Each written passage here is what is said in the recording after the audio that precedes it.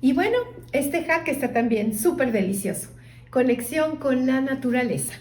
Un paseo al aire libre te recarga más que 1000 palabras.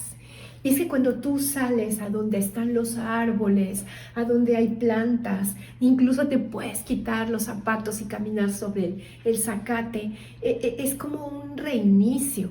En verdad, cuando tú tienes esa capacidad de poder estar con ese placer de respirar ese aire, todo lo que te traiga la naturaleza es un verdadero regalo a tu cuerpo.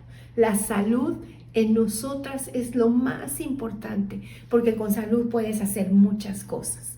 Así es de que haz contacto con la naturaleza, busca esos espacios, en lugar de que estés metida scrolleando en tu recámara, salte a caminar. Abre tu ventana, respira el aire, siente el sol.